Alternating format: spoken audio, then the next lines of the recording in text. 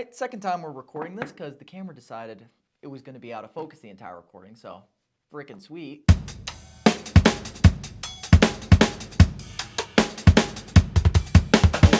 The midterms are likely going to be a Democrat blowout, and rightfully so. A lot of Trump's most loyal sycophants are even ringing the bells right now because they understand that there's no going back. So how did we get here? From Trump being the first Republican in 20 years to win the popular vote to now likely getting swept in the midterms. Mainly it's because Trump has totally face-fucked the idea and promises and principles he once ran on to the point where Gen Z right-wing voters are completely disillusioned and want to either A, vote a third party, or B, they honestly are giving up on democracy as we know it. So today I want to talk more or less about the latter. The right has just simply given up on the idea, or necessarily the youth right has given up on the idea, that democracies can't even work. They've given up on the idea that, hey, look, maybe it's just a fantasy land, just like communism is. It sounds great on paper and then doesn't work in practice. Unfortunately, that's where the youth right is right now.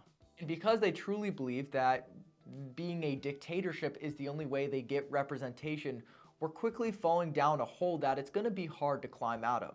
And it's unfortunate, but truly, how can you blame them? How can you blame the youth right? These young, mainly men, right-wingers spent half of their life growing up with Donald Trump as the main figurehead of the right. A man who took a sledgehammer to Bush neoconservatism and flipped the whole Republican Party on its head. They grew up believing that if a unrepresented part of the party ever did exist, that there would be a ambitious man with influence who could come in with the help of no one but his supporters and seize the opportunity to lead the country in their direction. So eventually these young men who grew up believing these types of principles and these types of beliefs that an influential man could come into position of power and change things, what happened when they got to voting age and were able to vote for the very man that they founded those principles on? Well, this is what happened. Trump, who was supposed to be the peace president and end the Russia-Ukraine war and the Israel-Palestine war, not only did not end those wars, but started new wars with Iran. Trump, who was supposed to be this transparency president, not only did not release the JFK, the MLK, the Epstein files, but started to actively fight against their release. Trump, who was supposed to help young men get ahead and help them get into real estate, not only did not drop the prices of housing, but has actively and openly said that he wants to keep the pricing of housing high to not hurt the boomers' assets, the upper class's assets who do own these family homes as investments. And the list continues to go down the line. I haven't even scratched the side where Trump has desecrated Easter by saying praise Allah and posted a picture of himself as Jesus Christ, but I digress. The point is that the youth populist right has been openly betrayed by the man that they once held to a high degree, and their belief that a true authentic man could come into power and seize control has collapsed before their own eyes. They see the two parties, the Democrat and Republican Party, acting like they're fighting but are just different sides of the same coin. Both sides actively fighting to maintain the status quo and fight against their core beliefs. The Gen Z vote is generally founded upon populism, because both sides, left or right, understand that where we are now, where we are in the current world, where things are going is just simply not working and that there needs to be change. And specifically, change for the average man, change for the average Joe, the working man, the individual who is just coming into the working force. They understand that there is little to no future for a lot of them. They understand that they might not ever own a house and raise a family all in one life. The whole part of society as a concept is that the older generations should ultimately be handing the world down to the newest generation, the generation that just came into the working force. And for the first time, it feels like that's not happening. It almost feels as if the boomer generation is refusing to hand down the rest of the world to the younger generation. They constantly vote to support anything status quo because they're afraid of losing their control and understand that they're going to be less represented by the government if they do hand down the world to the younger generation. Anyone who can view this from an outside lens understands that death is inevitable. There will come a time when their grip does loosen and they start to die off. But will they hand off the world in a good form before they do that, or are they just going to burn the whole system down? And with all that being said, It's very easy to see why the right is so dejected with democracy, why the right is so dejected with supporting these people and fighting for the system that they are inheriting. But why is the left? Why is the left not so open to ending democracy? Why are they so supportive of democracy, whereas the populist right is more open to ending democracy? Well, unfortunately, the reason why the left is less hesitant towards upending the whole system is because they have a moral supremacy issue. They understand that the world's falling to shit. They understand the same way that the populist right does, but they also believe that they need to ultimately win. They believe that winning is their priority, and they're fine with maintaining the status quo if it means that the side with pure morality idolization is the side that's winning.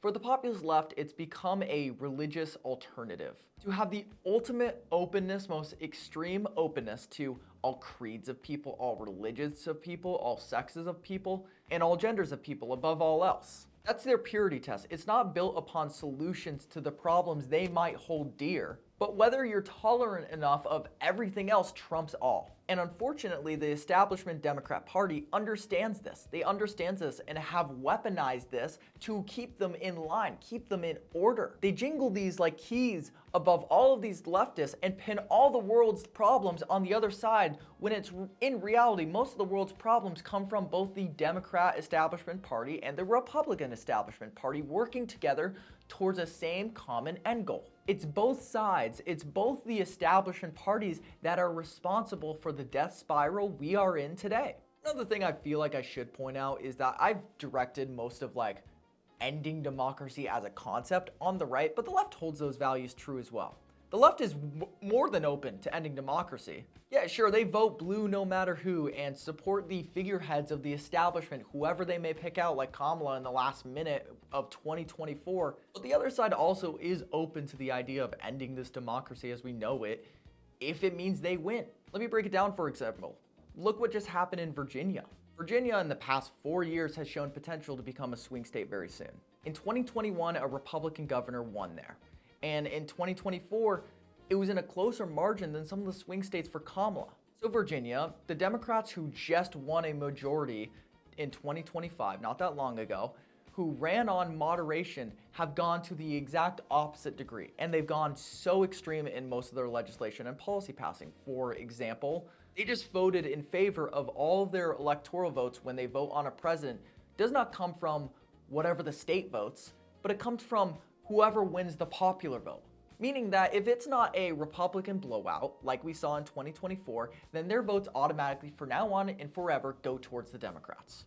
It completely goes against our values of the system and the values that we hold of our republic. And it's completely unconstitutional, but they just don't care. They care about winning. It's ultimately about winning and maintaining power. They also passed the most egregious congressional gerrymandered map after the governor who ran not even over a year ago pinky promised not to do it. The left actively praises democracy under the guise that democracy just means they win. And they only essentially talk about democracy being in fears when there's a possibility that they can lose. That's it. You have figures like James Carville saying the only way by saving democracy is by expanding the Supreme Court and giving statehood to DC and Puerto Rico. And that Democrats need to run a shadow campaign where they don't inform their voters but have the intention to do that nonetheless. That's not saving democracy, that's destroying it. And these active actions that they are passing to save democracy, like the gerrymandering and the popular vote changes, they aren't before when the right was maintaining power and having momentum towards power. They're after the right is so dejected with their own party that they're thinking about mass sitting out their elections. So why feel the need to rig a system now when it's so heavily in your favor right now? Well, it's because of the threat that an unchained part of their two-party system that poses to them. It's because for the first time in history, as one side has dropped in approval ratings, the other side has not risen. That has quite literally never happened in American politics. In the UK, something similar happened, and if you don't follow British politics, I don't blame you, it's atrocious. But essentially in British politics, they kind of have a mirroring image of what we have now in a two-party political system. The two parties they have are the Labor Party, which mainly represents the Democrats in America, and the Tories, which mainly represent the Republican Party in America. Well, in the last major election, the Tories basically plummeted in approval, and they plummeted in their election because they actively defied the principles and policy that they ran on, and their base stopped supporting them, which sounds almost identical to what's going on in America.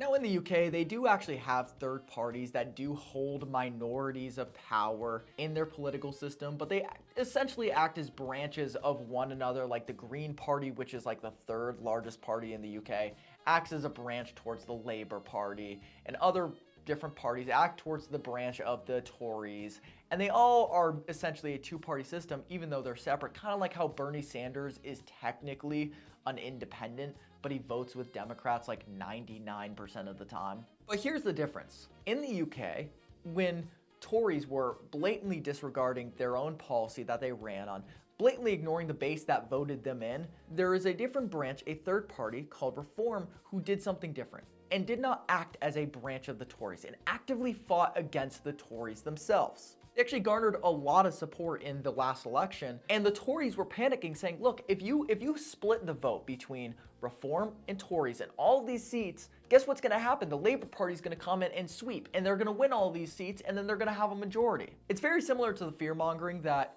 a lot of the current administration holds towards people who are saying they're not going to vote for Republicans in the midterms. They're not going to vote for the system they voted in 2024 because they're just saying, look, the Democrats are going to win. You can't not vote us in because it's just going to get worse and things are going to get worse and the Democrats are going to win. So what happened in the last major election between the Tories and Reform and Labour Party? Well, the Tories were right. They split the vote down two ways and the Labour Party swept. So if you learn from that, you ask yourself, okay, so then why would the right ever recreate that here? They just lose, right? Well, in the coming UK races, it's looking like the Reform Party is going to become the new Tories. They're going to be the party that takes the two-party majority, and the Tories are essentially going to become irrelevant over the years. Sure, they might act as a branch like all these other third parties, but they're all just going to be now supporting the Reform Party. So in a single election, Reform has practically made the Tories irrelevant through protest voting.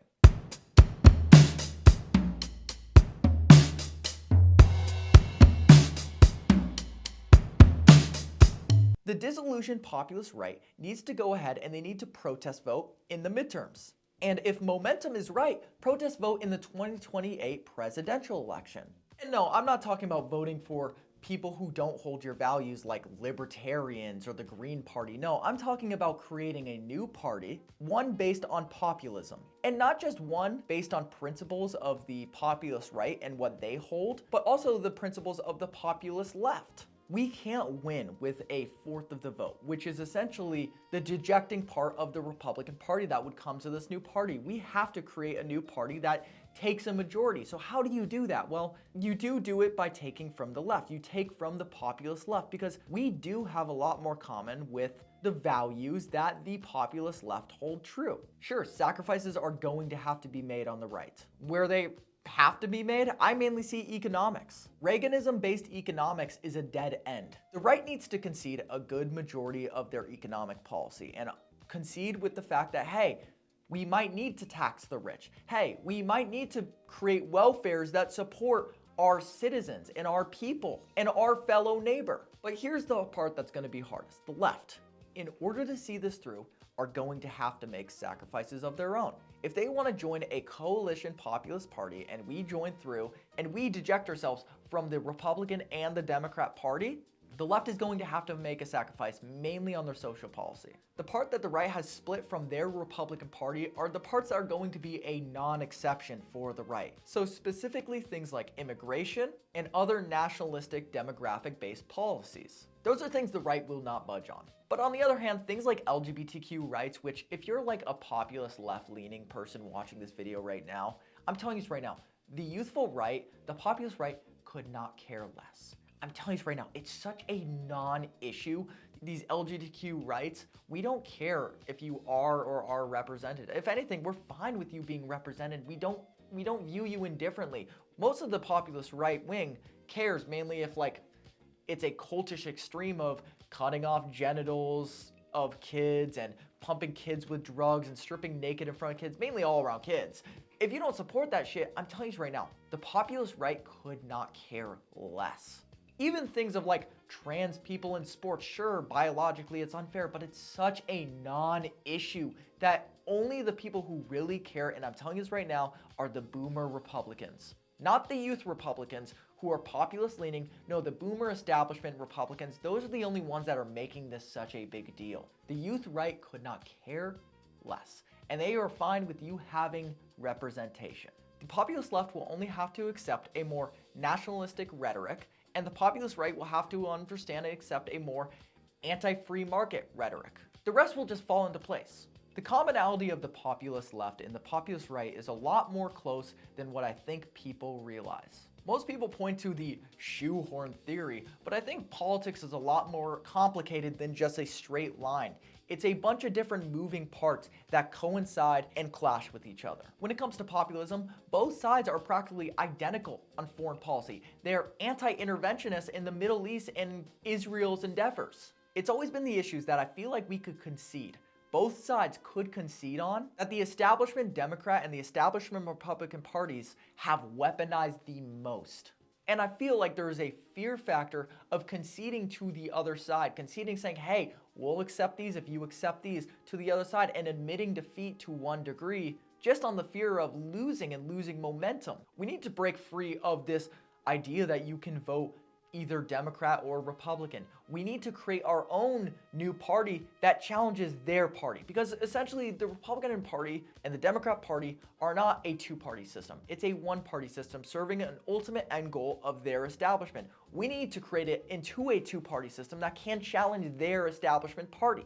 The establishment Republican Party has demonized things like leftist politics and treated them words like socialism and fear-mongering about how if you support them and if they win, there goes your savings, there goes your life savings, there goes your investments, your assets. Everything you've built towards is going to disappear under their socialistic control, when in reality, it's about helping your fellow neighbor and support the average American. And the same comes with the establishment Democrats on nationalism. They've made the populist left believe that controlling who and how many people come into your country is somehow on the same level as Hitler eugenics and that's race controls and things like that, when it's really about maintaining order and only bringing in people that hold your same values. I do believe democracy can work. It's worked before. Democracy won world wars. Democracy made the greatest economy we've ever seen. Democracy landed us on the fucking moon. It's really easy to abandon all rationality when you feel all else has failed, when in reality all else hasn't failed. We haven't exercised all of our avenues yet. Yeah, they're right. You need to understand that we are set back. We are set back from the current administration. They don't represent us. But that doesn't mean that you can't start over. You can, and you can build anew. The only time to suppress democracy is when all bets are off, when the establishment party has essentially turned democracy into a permanent control for them.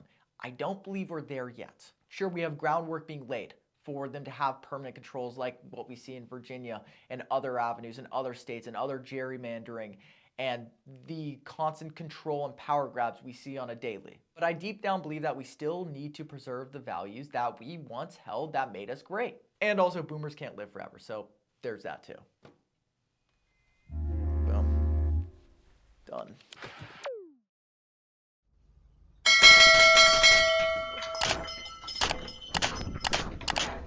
Like, comment, and subscribe.